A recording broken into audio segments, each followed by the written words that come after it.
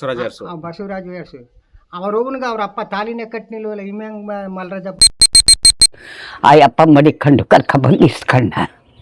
ಕರ್ಕೊಬಂದು ನಮ್ಮ ಅತ್ತೆ ನಮ್ಮ ಯಜಮಾನ್ರ ತಾಯಿ ನಮ್ಮ ಮಾವನ ಮಗ ಯಾಕೆ ಅವ್ನಿಗೆ ಕಾಡು ಮಾಡಬೇಕು ಅಂತ ಮಂಡ್ಯದಲ್ಲಿ ಇದ್ದ. ಅವ್ರನ್ನ ಕರ್ಕೊಬಂದು ಆ ಮಗನೂ ಅವಳೂ ಇಲ್ಲಿ ಮನೆ ಮಾಡಿ ಇರಿಸ್ಕೊಂಡ್ರು. ಅರೆ ಏನೋ ಲಂಚ ಕೊಟ್ಕೊಂಡು ಅವರು ಮಾಡಿರೋ ಕೆಲಸ ಇದು ನಮಗೆ ಗೊತ್ತಿಲ್ಲ. ಇದು ಇವಾಗ ಬಂದು ನಮ್ಮ ಜಾಗಕ್ಕೆ ನಾವು ಇದು ಮಾಡಬೇಕಾದ್ರೆ ಜಾಗ ನಂದು, ಇದು ಮನೆಯೆಲ್ಲ ಖಾಲಿ ಮಾಡಿ ಡೆಮಲೈಸ್ ಮಾಡ್ತೀನಿ ಅಂತ ನನಗೆ ಅಂದ. ಯಾರು ಆ ವ್ಯಕ್ತಿ? ಬಸವರಾಜ ಅರಸು. ಸ್ನೇಹಿತರೆ ನಮಸ್ಕಾರ, ನಾನು ನಿಮ್ಮ ಮಳವಳ್ಳಿ ಸೂರಿ. ಫಾರ್ವರ್ಡ್ ಟಿವಿಗೆ ನಿಮ್ಮೆಲ್ಲರಿಗೂ ಸ್ವಾಗತ ಸುಸ್ವಾಗತ. ನಾನಿವಾಗ ಮಳವಳ್ಳಿ ತಾಲೂಕಿನ ಕಿರುಗಾವಲು ಹೋಬಳಿಯ ಶೆಟ್ಟಳ್ಳಿ ಗ್ರಾಮದಲ್ಲಿದೆ ನೋಡಿ ಸ್ನೇಹಿತರೆ. ಇದು ಕಿರುಗಾವಲು ಹೋಬಳಿಲಿದ್ರೂ ಕೂಡ ಮಳವಳ್ಳಿ ಪಟ್ಟಣದಿಂದ ಕೇವಲ ಒಂದು 2 to 2.5 ಕಿಲೋಮೀಟರ್ ಆಗುತ್ತೆ ಈ ಗ್ರಾಮ. ಶೆಟ್ಟಳ್ಳಿ ಗ್ರಾಮಕ್ಕೆ ಬರ್ಲಿಕ್ಕೆ ಏನ್ ಕಾರಣ ಅಂತಂದ್ರೆ, ಒನ್ಸ್ ಅಗೈನ್ ಇದು ಭ್ರಷ್ಟಾಚಾರದ ಕಥೆನೆ. ಕಳೆದ ಒಂದು ಸಂಚಿಕೆಯಲ್ಲಿ ಸುದ್ದಿ ಮಾಡಿದ್ವು, ಮಂಡ್ಯ ಜಿಲ್ಲೆಯಲ್ಲಿ ಮಳವಳ್ಳಿ ತಾಲೂಕು 1ನೇ ರ್ಯಾಂಕು ಅಂತ. ಏನಕ್ಕೆ ಅಂದರೆ ಭ್ರಷ್ಟಾಚಾರಕ್ಕೆ. ಇಲ್ಲೂ ಕೂಡ ಒಂದು ಭ್ರಷ್ಟಾಚಾರದ ಕಥೆಯನ್ನು ನಿಮಗೆ ಹೇಳ್ತಾ ಇದ್ದೀನಿ. ಏನು ಒಬ್ಬರು VA ಮಾಡಿರುವಂಥ ಎಡವಟ್ಟಿಂದಾಗಿ ಈ ಗ್ರಾಮದ ಒಂದು ಅಮಾಯಕ ಜನತೆ ಕೋರ್ಟು ಕಚೇರಿ ಅಂತ ತಮ್ಮ ಅಮೂಲ್ಯವಾದ ಸಮಯನ ಸವಸ್ತಾ ಇದ್ದಾರೆ, ಹಣ ಕಳ್ಕೊಳ್ತಾ ಇದ್ದಾರೆ. ಬನ್ನಿ ಅವ್ರನ್ನ ಮಾತಾಡ್ಸೋಣ. ನಮಸ್ಕಾರ ಸರ್. ನಮಸ್ತೆ. ಹೇಳಿ ಸರ್, ನನಗೆ ಹೇಳಿದ್ರಿ ನೀವು ಒಂದು ಅಕ್ರಮವಾಗಿ RI ಮತ್ತು ಸರ್ವರ್ ಎಲ್ಲ ಸೇರಿಕೊಂಡು ನಮ್ಮ ಆಸ್ತಿನ ಹೌದು ಸರ್, ಪರಭಾರೆ ಮಾಡಿದ್ದಾರೆ ಅಂತ. ಹೌದು ಹೇಳಿ, ಈ ಬಗ್ಗೆ ನಮ್ಮ ವೀಕ್ಷಕರಿಗೆ ಇದ್ರ ಬಗ್ಗೆ ಒಂದು ಮಾಹಿತಿ ತಿಳಿಸ್ಕೊಡಿ. ಮೂಲ ಸ್ವಾಮಿ 100 ವರ್ಷದಿಂದ ಇದು ಜಾಗ ನಮ್ಮ ಅಣ್ಣ ತಮ್ಮದಿರ್ದು. ಇವಾಗ ಏನೋ ಕೇಸ್ ನಡೀತಾ ಇದೆ ಅಂದ್ಬಿಟ್ಟು ಅವರು ಉದ್ದೇಶಪೂರ್ವಕವಾಗಿ ಈಗ ಬಂದು RI ಏನೋ ಲಂಚ ಕೊಟ್ಕೊಂಡು ಅವರು ಮಾಡಿರೋ ಕೆಲಸ ಇದು ನಮಗೆ ಗೊತ್ತಿಲ್ಲ. ಇದು ಇವಾಗ ಬಂದು ನಮ್ಮ ಜಾಗಕ್ಕೆ ನಾವು ಇದು ಮಾಡಬೇಕಾದ್ರೆ ಜಾಗ ನಂದು, ಇದು ಮನೆಯೆಲ್ಲ ಖಾಲಿ ಮಾಡಿ ಡೆಮಲೈಸ್ ಮಾಡ್ತೀನಿ ಅಂತ ನನಗೆ ಅಂದ. ಯಾರು ಆ ವ್ಯಕ್ತಿ? ಬಸವರಾಜ ಅರಸು. ಇವರು ನಿಮಗೆ ಏನಾಗಬೇಕು? ನಮ್ಮ ಅಪ್ಪಾಜಿ ಅಪ್ಪನೂ ಅವ್ರ ತಂದೆ ಅಪ್ಪನೂ ಅಣ್ಣ ತಮ್ಮದಿರು ದಾಯಾದಿಗಳು. ಈಗ ಈ ಸ್ವತ್ತು ಎಷ್ಟು ವರ್ಷಗಳಿಂದ ನೀವು ಅನುಭವದಲ್ಲಿದ್ದೀರಿ? 3 ವರ್ಷದಿಂದ ಇದೀವಿ. 3 ವರ್ಷದಿಂದ ಇದ್ದೀರಾ? ಈಗ ಏಕೆ ಈ ತರ ಆಗ್ಲಿಕ್ಕೆ ಏನ್ ಕಾರಣ? ಇದು ಅವ್ರ ತಿಸ್ರಿಗೆ ಲಂಚ ಕೊಟ್ಟು ಅವರು ಕೈಲಿ ಫೋರ್ಜರಿ ಸೈನ್ ಮಾಡಿಸ್ಕೊಂಡು ನಮ್ಮ ಹೆಸರಲ್ಲದ ಇದು ಅಂತ ಇವಾಗ ಅವನು ಹೇಳ್ತಾ ಇರೋದು. ಓ, ಅಂದ್ರೆ ವಂಶವೃಕ್ಷ ತಿದ್ದಿದ್ದಾರಾ? ಹೌದು ಸ್ವಾಮಿ. ಈ ಸಂಬಂಧವಾಗಿ ನೀವು ಪೊಲೀಸ್ ಠಾಣೆ ಅಥವಾ ನ್ಯಾಯಾಲಯ ಏನಾರ ಕದ ತಟ್ಟಿದ್ದೀರಾ? ನಮಗ್ ಗೊತ್ತಿಲ್ಲ ಸ್ವಾಮಿ ಇದೇನು ಅಂತ. ಏನು ಅಂತ ಗೊತ್ತಿಲ್ಲ, ಈಗಲೇ ಬೆಳಕಿಗೆ ಬಂದಿರೋದು, ಈಗ ಈಚೆ ಬಂದಿರೋದು ಇದು. ಏನು ಸರ್ವೆ ನಂಬರ್ ಏನಾದ್ರದ್ದು? 111 ಇದು ಸರ್, 111/8. ಬನ್ನಿ, ಜಾಗ ಯಾವ್ದದು? ಜಾಗ ನೋಡಿ ಸರ್, ಆ ಮೂಲೆಯಿಂದ ಆ ಮೂಲೆ ಎಡ್ಜು ಹಿಂಗ್ ಬಂದಂಗೆನೆ ಮುಂದೆ ರೋಡು ಅಲ್ಲಿವರೆಗೆ. ಓ, ಈ ಮನೆಗಳಿದೆಯಲ್ಲ, ಈ ಮನೆ ಎಲ್ಲ ಮನೆಗಳು, ಈ ಮನೆಗಳುನಾ? ಯಾವ್ದು ಆ ಕಡೆ ಅವರಿಬ್ರು ಅಣ್ಣ ತಮ್ಮದಿರು. ಹಿಂಗ್ ಬಂದಿದಂಗೆ ಈ ಗಲ್ಲಿ ಬಂದಂಗೆ ಹಿಂಗ್ ಹೋದಂಗೆ ಅದು M ಚಂದ್ರರಾಜ ಅರಸು, ಇದು M ಕಾಂತರಾಜ ಅರಸು, M ಗೋಪಾಲ್ ರಾಜಸ್ ಮನೆ. ಇದು ನಮ್ದು ಹಿಂಗ್ ಹೋದಂಗೆ. ಏನು ಎಷ್ಟು ವರ್ಷಗಳಿಂದ ಈ ಮನೇಲಿ ವಾಸ ಇದ್ದೀರಾ? ನಾವು 50 ವರ್ಷದಿಂದ 60 ವರ್ಷದಿಂದ ನಮ್ಮ ಮದುವೆ ಆದದ್ದೇ 64ರಲ್ಲಿ. ಹೌದಾ? ನಮ್ಮ ಮನೆ ಬರೋಕ್ಕೂ ಮೊದಲೇ ಕಟ್ಟಿತ್ತು. ನಮ್ಮ ಮದುವೆ ಮಾಡಕ್ಕಾಗ್ಬೋದು. ನಮ್ಮನ್ನು ಕರ್ಕೊಬಂದು ಇರಿಸ್ಕೊಂಡ್ರು ನಮ್ಮ ಸೋದರ, ನಮ್ಮ ಯಜಮಾನ್ರು. 2 ಮನೇನು ಒಂದೇ ತರ ಕಟ್ಟಿ ಈಗ ಬಾಬು ಕೇಸ್ ಹಾಕ್ತಾನೆಲ್ಲ ಅವನ್ನ ಅವನ ಇರ್ಲಿಲ್ಲ, ನಮ್ಗೆ ಹುಟ್ಟ ಇಲ್ಲ. ಅವಳು ಎಲ್ಲೋ ಹುಟ್ಟಿ ಎಲ್ಲೋ ಬೆಳೆದವು. ಆ ಅಪ್ಪ ಮಡಿಕೊಂಡು ಕರ್ಕೊಬಂದು ಇಸ್ಕೊಂಡ. ಕರ್ಕೊಬಂದು ನಮ್ಮ ಅತ್ತೆ ನಮ್ಮ ಯಜಮಾನ್ರ ತಾಯಿ ನಮ್ಮ ಮಾವನ ಮಗ ಯಾಕೆ ಅವ್ನಿಗೆ ಕಾಡು ಮಾಡಬೇಕು ಅಂತ ಮಂಡ್ಯದಲ್ಲಿ ಇದ್ದ. ಅವ್ರನ್ನ ಕರ್ಕೊಬಂದು ಆ ಮಗನೂ ಅವಳೂ ಇಲ್ಲಿ ಮನೆ ಮಾಡಿ ಇರಿಸ್ಕೊಂಡ್ರು. ಆಮೇಲೆ ಮುಂದುವರ್ಕೊಂಡ್ರು. ಕಣ್ಣು ಕಾಣ್ತಿರ್ಲಿಲ್ಲ ಅಪ್ಪನಿಗೆ 2 ಕಣ್ಣುವೆ. ಸರಿ ಸರಿ, ಒಳಗೆ ಮೋಸ ಮಾಡೋರು ಅನ್ನೋದು ನಮ್ಗೆ ಗೊತ್ತಿಲ್ಲ ಕಣಪ್ಪ. ಸರಿ, ಇವಾಗ ಏನ್ ಮನೆ ಖಾಲಿ ಮಾಡಿ ಅಂತಿದ್ರೆ ನಿಮ್ಗೆ ಬೆದರಿಕೆ ಆಗ್ತಾ ಇದ್ದಾರಾ? ಬೆದರಿಕೆ ಆಗ್ತಾರೆ. ನಮ್ಗೆ ಮನೆ 60 ವರ್ಷದಿಂದನೂ ಇಲ್ಲ. ಬಂದಿದ್ರು ಪೊಲೀಸರು ಮರ ಇತ್ತು, ಆಗ್ಲೂ ಬಂದ್ರು. ಅವಮ್ಮ ಬಂದ್ಬಿಟ್ರು ಪುಸ್ತಕನೆ, ನಿನಗೂ ಹಕ್ಕಿ ಏನಿತ್ತದು. ಅವಮ್ಮ 60 ವರ್ಷದಿಂದನೂ ಇಲ್ಲೇ, ಅದೆಲ್ಲ 64ನೇ ಇಸ್ವಿಯಿಂದ ನಮ್ಮ ಮದುವೆ ಆದದ್ದು ಇಲ್ಲೇ, ಎಲ್ಲ ಇಲ್ಲೇ.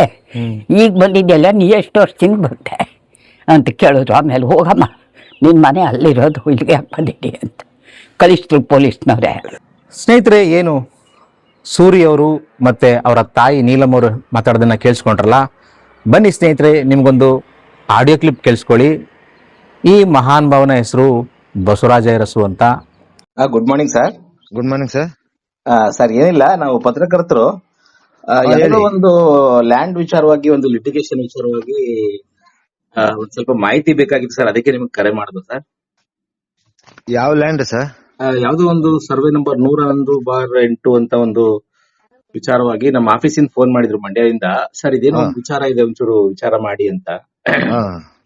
ಸರ್, ಅದು ಪ್ರಾಪರ್ಟಿ ನಿಮ್ದೇನಾ ಸರ್? ಅದು ನಮ್ದೇ ಸರ್. ಅದು ನಮ್ ತಾತ ಕ್ರೈಕ್ ತಗೊಂಡಿರೋ ಜಾಗ. ನಿಮ್ ತಾತ ಕ್ರೈಕ್ ತಗೊಂಡಿದ್ರಾ? ಎಷ್ಟನೇ ಇಸ್ವಿಲ್ ತಗೊಂಡಿದ್ರು ಸರ್ ಅವರು? 1950ರಲ್ಲಿ. 50ರಲ್ಲಿ ತಗೊಂಡಿದ್ರಾ? ಕ್ರಯ ಪತ್ರ ನಿಮ್ಮ ಹತ್ರ ಇದೆಯಾ? ಇದೆ ಸರ್. ಪ್ರೆಸೆಂಟ್ ಇವಾಗ ಆ ಜಾಗಕ್ಕೆ ಅದು ಯಾರ ಹೆಸರಲ್ಲಿ, ಆದ್ರೆ ಇವಾಗ ನಿಮ್ಮ ಹೆಸರಲ್ಲೇ ಇದೆಯಾ ಅದು? RTC ನನ್ನ ಹೆಸರಲ್ಲೇ ಇದೆ ಸರ್. AC ಕೋರ್ಟ್ ಅಲ್ಲಿ ಆರ್ಡರ್ ಆಗಿ AC ಇಂದ ನಮ್ ತಾತನ ಹೆಸರಿಗೆ ಬಂದು ಪುನಃ ಸಿವಿಲ್ ಹಾಕಿರೋ, ಸಿವಿಲ್ ಇಂದ ಆರ್ಡರ್ ಆಗಿ ನನ್ನ ಹೆಸರಿಗೆ ಆಗಿದೆ. ಹೌದಾ? ಅಂದ್ರೆ ಈಗ ಎಷ್ಟನೇ ಇಸ್ವಿಯಿಂದ ನಿಮ್ಮ ಹೆಸರು ಬಂದಿರೋದು ಅದು? ಸರ್, ಈಗ ಅದು 2020ರಿಂದ. 2020ರಿಂದ ನಿಮ್ಮ ಹೆಸರು ಬಂದಿದ್ಯಾ? 2021ರಿಂದ ನನ್ನ ಹೆಸರಿಗಾಗಿರೋದು. ಅದ್ರಿಂದ ನಮ್ ತಾತನ ಹೆಸರಿಗಾಗಿತ್ತು. ಹೌದಾ? ನಮಗೆ ಯಾರೋ ಮಾಹಿತಿ ಕೊಟ್ರು, ಅದು ಯಾರೋ ದಾನ ಕೊಟ್ಟಿರುವಂತದ್ದು ಜಾಗ ಅಂತ ಹೇಳಿದ್ರು. ಇಲ್ಲ ಸರ್. ಇಲ್ವಾ? ನೀವೇ ನಿಮ್ ತಾತ ತಗೊಂಡಿದ್ದಾರಾ? ನಮ್ ತಾತ ಕ್ರೈಕ್ ತಗೊಂಡಿರೋದು, ಶುದ್ಧ ಕ್ರಯ. ಶುದ್ಧ ಕ್ರಯನ? ಆ ದಾಖಲಾತಿ ಏನಾರ ಒಂದು ನಾವು ನೋಡ್ಬೋದಾ ಸರ್? ವಾಟ್ಸ್ಆಪ್ ಏನಾರ ಮಾಡ್ತೀರಾ? ಸರ್, ನಾನೀಗ ಹೊರಗಡೆ ಇದ್ದೀನಿ. ಹೌದಾ? ಓಕೆ, ಪರವಾಗಿಲ್ಲ, ಹೊರಗಡೆ ಬೇಕಾದ್ರೆ ಬೇಕು ಅಂದ್ರೆ ಕಳ್ಸ್ಕೊಡ್ತೀನಿ, ಅದಕ್ಕೇನ್ ತೊಂದ್ರೆ ಏನಿಲ್ಲ. AC ಕೋರ್ಟ್ ಅಲ್ಲಿ ಆರ್ಡರ್ ಆಗಿದೆ, ಸಿವಿಲ್ ಅಲ್ಲಿ ಆರ್ಡರ್ ಆಗಿದೆ. ಪುನಃ 30 ಕುಂಟೆಗೆ ಬೇರೆ ಅದೇ 2 ಪೋಡ್ ಆಗಿತ್ತು, ಎಲ್ಲ ಸೇರಿಸಿ ಇಂಜೆಕ್ಷನ್ ಆರ್ಡರ್ ಹಾಕಿದ್ರು. ನನ್ ದಾಖಲಾತಿ ಎಲ್ಲ ಕೊಟ್ಮೇಲೆ ಇಂಜೆಕ್ಷನ್ ಆರ್ಡರ್ ಅರ್ಜಿ ಸಹಿತ ವಜಾ ಆಗಿದೆ. ಸರಿ. ಇವಾಗ ಆ ಜಾಗ ಖಾಲಿ ಇದೆಯಾ ಅಥವಾ ಅಲ್ಲಿ ಏನಾರ ಮನೆ ಇದೆಯಾ ಸರ್? ಅಲ್ಲಿ ಮನೇನು ಇದೆ, ಖಾಲಿನೂ ಇದೆ ಸರ್. ಅಂದ್ರೆ ನಿಮ್ ಜಾಗದಲ್ಲಿ ಬೇರೆಯವ್ರ ಮನೆ ಕಟ್ಕೊಂಡ್ಬಿಟ್ಟಿದಾರ? ಅದ್ ಹಿಂದೆ ನಮ್ ತಾತ ಕಟ್ಟಿದವ್ರು ಅದ್ರಲ್ಲಿ ಇದ್ರು. ಓ, ನಿಮ್ ಮನೇನು ನಿಮ್ ತಾತನೇ ಕಟ್ಸ್ಕೊಟ್ಟಿದಾರಾ? ಹಿಂದೆ ನಮ್ ತಾತನೇ ಕಟ್ಟಿರೋದು ಅದು. ಹೌದಾ? ಓ, ಆ ಮನೆಗೆ ಇವಾಗ ಯಾರೋ ಬೇರೆಯವ್ರು ಸೇರ್ಕೊಂಡ್ಬಿಟ್ಟಿದಾರ ಹೋಗಿ? ಅಂದ್ರೆ ಅವರು ದಯಾದಿಗಳು, ನಮ್ಗ ಅಂದ್ರೆ ಇಲ್ಲ, ಅದು ಬೇರೆ ಅವರು. ಅಂದ್ರೆ ಆ ಮನೇನು ನಿಮ್ಗೆ ಸೇರ್ಬೇಕಾ ಇವಾಗ? ಹೌದು ಸರ್. ಓ, ಹಂಗಾರೆ ಈಗ ಹೆಂಗೆ ಮನೆ ಯಾವ ತರ ಖಾಲಿ ಮಾಡಿಸ್ತಾರ ಈಗ? ಅದು ಗೊತ್ತಿಲ್ಲ, ಮುಂದೆ ಹೆಂಗಾಗುತ್ತೆ ಹಂಗ ನೋಡೋಣ. ಓಕೆ, ಸರಿ. ಕೋರ್ಟ್ ಇದೆ, ಕಾನೂನು ಇದೆ. Okay sir, thank you. ಕಾನೂನು ಚೌಕಟ್ಟಲ್ಲಿ ಏನ್ ಬೇಕೋ ಅದು ಆಗುತ್ತೆ ಸರ್. ಓಕೆ ಸರ್, ಕಳ್ಸ್ಕೊಡಿ ಒಂಚೂರು ಅದೊಂದು ಶುದ್ಧ ಕ್ರಯ ಪತ್ರನ ಒಂಚೂರು ನೋಡೋಣ ಸರ್, ಪ್ಲೀಸ್. ಕ್ರಯ ಪತ್ರ ಒಂದೇ ಸಾಕಾ? ಕಳ್ಸಿ, ನಿಮ್ಮ ಹತ್ರ ಏನೇನ್ ದಾಖಲಾತಿ ಇದೆ ನೋಡೋಣ. ಸರಿ sir. Okay sir, thank you. ಇದೇ ನಂಬರ್ಗಾ? ಇದೇ ನಂಬರ್ ಕಳ್ಸ್ಕೊಡಿ. ಓಕೆ. ಕೇಳಿಸ್ಕೊಂಡ್ರಲ್ಲ ಸ್ನೇಹಿತರೆ, ಬಸವರಾಜ ಅರಸು ಏನ್ ಹೇಳಿದ್ರು ಅಂತ. ಬನ್ನಿ, ಇದೇ ಗ್ರಾಮದ ಒಬ್ರು ಹಿರಿಯ ನಾಗರಿಕರು ಬಸವರಾಜ ಅರಸು ಬಗ್ಗೆ ಮಾತಾಡಿರುವಂತ ಒಂದು ವಿಡಿಯೋ ಇದೆ, ಅದನ್ನು ನೋಡ್ಬಿಡಿ. ಬಸವರಾಜು ಅನ್ನೋರು ಇಲ್ಲಿ ಕಟ್ಸಿರುವಂತ ಮನೆಗಳು ಮತ್ತೆ ಸರ್ವೆ ನಂಬರ್ 101/8 ಜಾಗ ನಮ್ದೇ ಅಂತ RTC ನನ್ನ ಹೆಸರಿಗೆ ಬಂದಿದೆ, ನಂದು ಜಾಗ. ಮತ್ತು ಈ ಎಲ್ಲ ಮನೆಗಳನ್ನ ನಮ್ಮ ತಾತವರೇ ಕಟ್ಸ್ಕೊಟ್ಟಿದ್ರು. ಇವರೆಲ್ಲ ಹೋಗಲ್ಲಿ ವಾಸ ಮಾಡ್ತಾ ಇದ್ದಾರೆ ಅನ್ನೋ ರೀತಿಯಲ್ಲಿ ಒಂದು ಆರೋಪ ಮಾಡ್ತಾ ಇದ್ದಾರೆ. ಇದ್ರ ಬಗ್ಗೆ ಏನು ಹೇಳಕ್ಕೆ ಇಷ್ಟಪಡ್ತೀರಾ? ಇದಕ್ಕೆ ಅವ್ರ ತಾತ ಕಟ್ಸಿರುವುದಲ್ಲ, ಇದು ತಾಳ ಇಷ್ಟಿ ಸಿದ್ದರಾಜಪ್ಪ ಅಂತ ಇದ್ರು, ಅವ್ರದ್ದು ಇದು. ಇವರು ಈಗಿರೋರು ಮೂಗನ ಕೊಪ್ಪಲೆಯಲ್ಲಿದ್ದರು. ಮೂಗನ ಕೊಪ್ಪಲೆಯಲ್ಲಿ ಅಲ್ಲವರೆಲ್ಲ ನಾನು ಬಾಂಬೈಕ ಅಂದ್ಬಿಟ್ಟು ಇವ್ರಿಗೆ ಅಲ್ಲಿ ಕರೆಸಿ ಈ ಜಾಗ ಬರ್ಕೊಟ್ರು. ಯಾರಿಗೆ? ಇವ್ರು 3 ಜನಕ್ಕೆ. ಆ ಬರೆದದನ್ನು ಈ ಮಲ್ರಾಜಪ್ಪನ ಗಂಡು ಮಕ್ಕಳು ಇದ್ದರು, ಅವ್ರ ಆಸ್ತಿ ಅವ್ರಿಗೆ ಹೋದ್ರು, ಇವ್ರ ಆಸ್ತಿ ಇವ್ರು ಹಂಚ್ಕೊಂಡು ಆಗಿನಿಂದ ಅವ್ರ ಮನೆ ಕಟ್ಕೊಂಡು ಅವ್ರವ್ರ ಪೊಸಿಷನಲ್ಲೇ ಇದ್ದಾರೆ. ಎಷ್ಟು ವರ್ಷಗಳಿಂದ ಪೊಸಿಷನ್ ಇದ್ದಾರೆ ಅವರು? ಸುಮಾರಾಗಿ ಒಂದು 60-70 ವರ್ಷದಿಂದ ಅವರೇ. ಇವನು ಈಗ ಇದು ಮಾಡ್ತಾವನಲ್ಲ ಬಸವರಾಜ ಅರಸು, ಅವರೊಬ್ಬನಿಗೆ ಅವ್ರ ಅಪ್ಪ ತಾಲಿನೇ ಕಟ್ನಿಲ್ವಲ್ಲ. ಈ ಗಾಡಿ ನಿಲ್ಸವ್ರೆ, ಅಲ್ಲಿ ಗಾಡಿ ನಂದು ಅಂತ ಹೊಡೆದ ಹೊಡಿತಾನೆ ಕಪಾಲಕ್ಕೆ. ಜಾಗ ಅವ್ರ ತಾತಂದಿದ್ರು, ಅವ್ರಿಗೂ 2 ಗಂಡು ಮಕ್ಕಳು. ಅವ್ರು ಭಾಗ ತಗೋಬೇಕು. ಇದು ಚಿಕ್ಕಮಲ್ಲಣ್ಣಂದು, ಇವ್ರು ಭಾಗ ತಗೊಂಡವ್ರೆ. ಇವ್ರು ಎಷ್ಟು ಜನ ಅಣ್ಣ ತಮ್ಮದಿರವ್ರೆ, ಇವ್ರು ತಗೊಂಡವ್ರೆ. ಪೂರ್ತಿ ನಂದೇ ಅಂದರೆ ಅವನೇ ಈ ಊರಿಗೆ ಸಂಬಂಧವೇ ಇಲ್ವಲ್ಲ. ಓಕೆ, ಧನ್ಯವಾದ ಸ್ವಾಮಿ, ಧನ್ಯವಾದ. ಸ್ನೇಹಿತರೆ, ಒಟ್ಟಾರೆಯಾಗಿ ನೀವು ನೊಂದಂಥ ಒಂದು ಕುಟುಂಬ ಮತ್ತು ಬಸವರಾಜು ಅರಸೆ ಅವರ ಆಡಿಯೋ ಕ್ಲಿಪ್ಪು, ಬಸವರಾಜು ಅರಸೆ ಅವ್ರ ಬಗ್ಗೆ ಮಾತಾಡಿದಂಥ ಪುಟ್ಟಮಾದಯ್ಯನವರ ಒಂದು ಮಾತನ್ನು ಕೇಳಿಸ್ಕೊಂಡ್ರಲ್ಲ.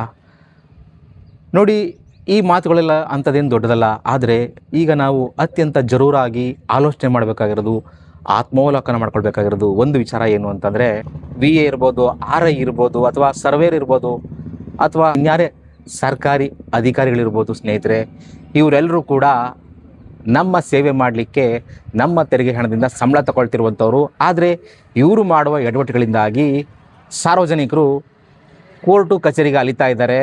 ಮತ್ತು ಈ ದೇಶದ ಒಂದು ನ್ಯಾಯಾಂಗದ ಮೇಲೂ ಕೂಡ ಸಾಕಷ್ಟು ಒತ್ತಡ ಬೀಳ್ತಿದೆ. ಇದನ್ನೆಲ್ಲ ತಪ್ಪಿಸ್ಬೇಕು ಅಂತಂದರೆ ಸ್ನೇಹಿತರೆ, ಇರುವುದು ಒಂದೇ ಒಂದು ದಾರಿ. ಈ ಪಬ್ಲಿಕ್ ಸರ್ವೆಂಟ್ಸ್, ಈ ಸರ್ಕಾರಿ ನೌಕರಿದಾರಲ್ಲ, ಇವರು ಮಾಡುವಂಥ ತಪ್ಪುಗಳಿಗೆ ಹೆಚ್ಚಿನ ಪ್ರಮಾಣದ ಶಿಕ್ಷೆ ಮತ್ತು ತ್ವರಿತವಾಗಿ ವಿಚಾರಣೆ ಮಾಡಿ ಅವ್ರನ್ನ ಕೆಲಸದಿಂದ ಸಸ್ಪೆಂಡ್ ಮಾಡುವಂಥದ್ದು ಅಥವಾ ಕೆಲಸದಿಂದ ವಜಾ ಮಾಡುವಂಥ ಒಂದು ವಿಶೇಷವಾದಂಥ ಒಂದು ಕಾನೂನನ್ನ ತರಬೇಕು. ಆದರೆ ಈಗಿರುವಂಥ ಭ್ರಷ್ಟ ರಾಜಕಾರಣಿಗಳು ಅವರೂ ಭ್ರಷ್ಟ ಆಗಿರೋ ಕಾರಣಕ್ಕೋಸ್ಕರ ಇವ್ರ ಮೇಲೆ ಅಂಥ ದೊಡ್ಡ ಪ್ರಮಾಣದ ಕ್ರಮನ ಕೈಗೊಳ್ಳಲ್ಲ, ಅಂಥ ವಿಶೇಷವಾದಂಥ ಕಾನೂನು ತರಲ್ಲ. ಆದರೆ ಇದನ್ನೆಲ್ಲ ಬದಲಾಯಿಸುವಂಥ ಶಕ್ತಿ ಇರೋದು ನಮ್ಮ ಜನಾರ್ದನಿಗೆ ಮಾತ್ರ. ನಾವು ಮತ ಹಾಕುವ ಸಮಯದಲ್ಲಿ ಒಬ್ಬ ಒಳ್ಳೆ ರಾಜಕಾರಣಿನ, ಒಬ್ಬ ಒಳ್ಳೆ ನಾಯಕನ್ನ ಆರಿಸಿ ಕಳಿಸ್ಬೇಕಾಗಿರೋದು ನಿಮ್ಮೆಲ್ಲರ ಕರ್ತವ್ಯ ಸ್ನೇಹಿತರೆ. ಆ ನಿಟ್ಟಿನಲ್ಲಿ ಯೋಚನೆ ಮಾಡಿ. ಏಕೆಂದರೆ ಚುನಾವಣೆಗಳು ಬರ್ತಾನೆ ಇರ್ತವೆ. ಈಗ ಮುಂದೆ ಭವಿಷ್ಯದಲ್ಲಿ TP, ZP ಮತ್ತು ಗ್ರಾಮ ಪಂಚಾಯತಿ ಚುನಾವಣೆಗಳು ಮತ್ತು 2028ರಲ್ಲಿ ಮಳವಳ್ಳಿಯ ವಿಧಾನಸಭೆ ಚುನಾವಣೆ ಬರ್ತಾ ಇದೆ. ಸೊ ನಾವಿವಾಗ ಯಾವುದೇ ಒಂದು ಆಮಿಷಕ್ಕೆ ಒಳಗಾಗದೆ, ಯಾವುದೇ ಒಂದು ಜಾತಿ ಅಂತ ಮುಖ ನೋಡ್ದೇ ಒಬ್ಬ ಒಳ್ಳೆಯ ವ್ಯಕ್ತಿನ ಈ ತಾಲೂಕಿಗೆ ಆರಿಸಿ ತಂದರೆ ಖಂಡಿತ ಆ ವ್ಯಕ್ತಿ ಈ ಎಲ್ಲವನ್ನು ಬದಲಾಯಿಸುವಂಥ ಒಂದು ಶಕ್ತಿ ಅದರಲ್ಲಿ ಇದ್ದೇ ಇರುತ್ತದೆ. ಆ ಮೂಲಕ ನಾವು ಪ್ರಜಾಪ್ರಭುತ್ವ ವ್ಯವಸ್ಥೆನ ಸರಿಪಡಿಸಬೇಕು. ಧನ್ಯವಾದ ಈ ಸ್ಟೋರಿ ನೋಡೋದಕ್ಕಾಗಿ. ಈ ಸ್ಟೋರಿ ಇಷ್ಟವಾಗಿದ್ದರೆ ಲೈಕ್ ಮಾಡಿ, ಹೆಚ್ಚು ಜನಕ್ಕೆ ಶೇರ್ ಮಾಡಿಸಿ. ನಮ್ಮ ಪರ್ವ TV ಯೂಟ್ಯೂಬ್ ಚಾನಲ್ನ ಸಬ್ಸ್ಕ್ರೈಬ್ ಮಾಡ್ಕೊಳ್ಳಿ. ಧನ್ಯವಾದ ಸ್ನೇಹಿತರೆ. ಮತ್ತೊಂದು ಸ್ಟೋರಿಯಿಂದ ಮತ್ತೊಮ್ಮೆ ನಿಮ್ಮನ್ನು ಭೇಟಿಯಾಗ್ತೀನಿ. ಧನ್ಯವಾದ. ನಮ್ಮ ಯೂಟ್ಯೂಬ್ ಚಾನೆಲ್ನ ಸಬ್ಸ್ಕ್ರೈಬ್ ಆಗಿ, ಲೈಕ್ ಮಾಡಿ, ಪಕ್ಕದಲ್ಲಿ ಕಾಣಿಸೋ ಬೆಲ್ ಐಕನ್ನ ಕ್ಲಿಕ್ ಮಾಡಿ.